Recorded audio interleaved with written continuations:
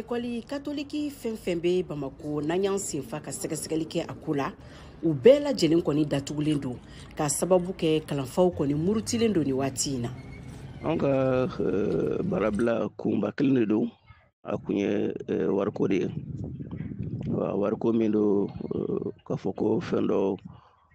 wariko don o tɛ sara kalo sara an bɛ don min na ko bi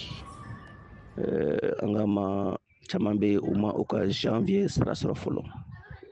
janvier sara sɔrɔbaliya de ye an bila baara sonsɔrɔ la.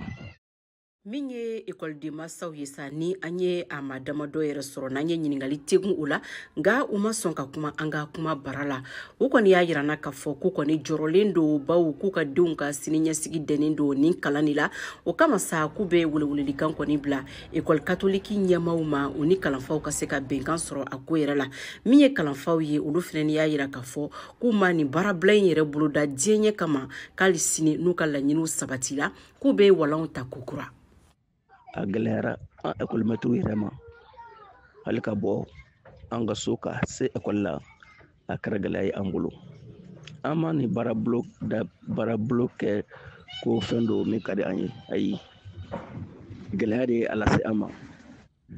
hali an bɛ don min na ko bi ni tile yɛrɛ kɔda na ni a yira ko saraw kɛra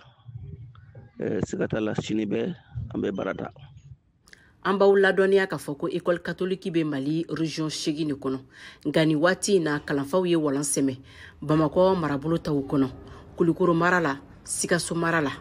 nka Segu marabolo kɔnɔ ani San olu y'u ka baara sonsoli sɛbɛn ladon o hukumu fɛnɛ kɔnɔna na baw u ka laɲiniw tɛ kelen ye. Mariam Kuyate ka laselikan don ka bɔ Bamako VOA Bambara tɔgɔ la.